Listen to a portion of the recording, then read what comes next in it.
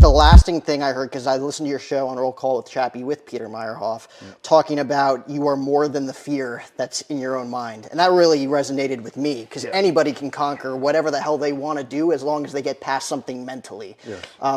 At what point did you kind of figure all of that out, and how have you used that to resonate with people around you? So I did direct sales and network marketing.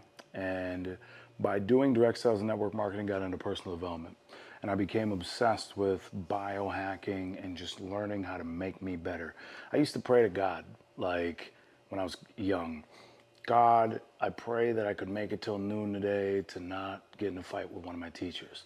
And then to stumble upon personal development and have successful people telling me, hey, you can only earn what you become. That's why you read the books. That's why. So started modeling, right? You start modeling successful people. One of the successful people that I modeled was Tony Robbins, because I wanted to go to like, who's the most successful? Who's doing things that's making the largest impact? And I was like, Tony Robbins. Heard he read 200 books in the span of a very short time. So I'm like, I have to read 200 books now.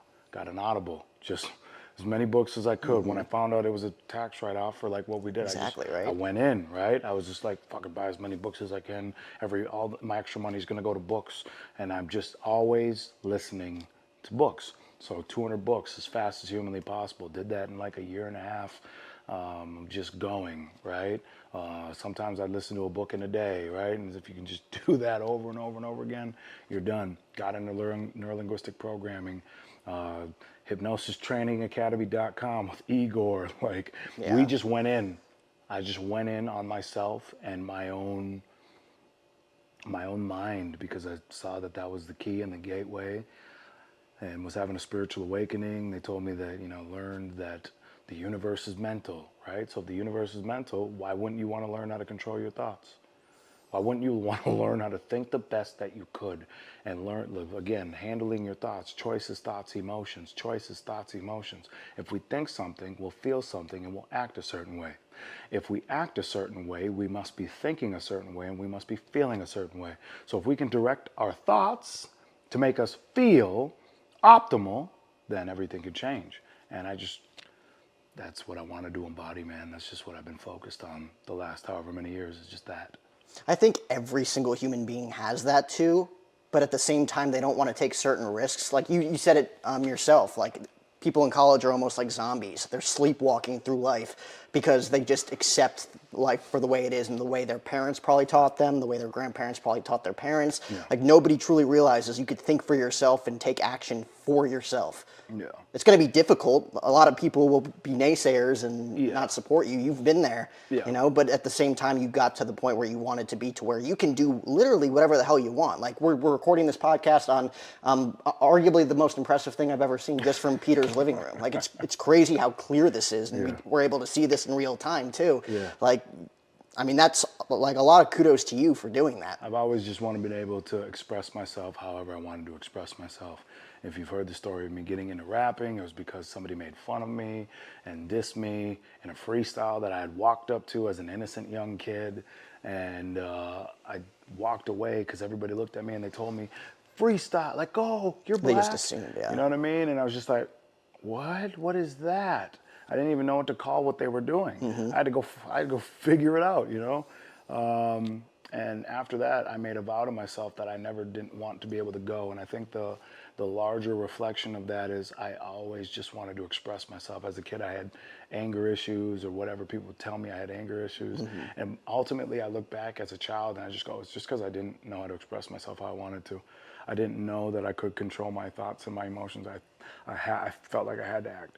All knowing that, looking back at it, I knew better even as a child. It's just, you need those people around you. You are what you surround yourself with. So if you're around other people that don't know how to control themselves, how to control their mind, it's so easy to then go back into self-defeating habits, self-defeating tendencies. And, I've had a lot of alone time. A lot of my adult life has been spent alone or with other like-minded individuals. So then you get time with your thoughts, you get time with yourself. And I think that's the point that people are missing. You talk about school. School, they throw you in with a bunch of other people who don't know shit, who are highly suggestible, who have no life experience, and are going somewhere to think that they're gaining life experience. But they aren't. You're still getting school paid for by your parents. Your apartment's probably paid for by your parents. You're going into debt for what? To when I was in Automatically college, going into when debt. I was in college, when I was in network, when I got into college in network marketing, or network marketing when I was in college, it was a 7% or so, like it was a 12% chance to get a job after college with your chosen degree, because you have to think about it. Even back then, this is how one of my mentors described it to me back in like 2012. Joel, you have to imagine there's people that can't really retire anymore. They can't really retire because their 401ks and their pensions don't, it's not the same amount of money. You can't live off of that. So they're going to continue to work pretty much until they die. So this college student that wants a job, they're not necessarily going to be able to get that job until that person retires. Well, that's why it's the chain of command that there's just so many people. How many people are graduating every single year with a management degree? Ain't that fucking many management positions. So what do you have to do? You have to become an entrepreneur. You have to become, and why do they fear entrepreneurs? Because they're free thinking. Because they're the ones that see through the veil, that actually are willing to create new systems of change. So I just think that, I think the point is to think for yourself, and a lot of people just don't. They're indoctrinated.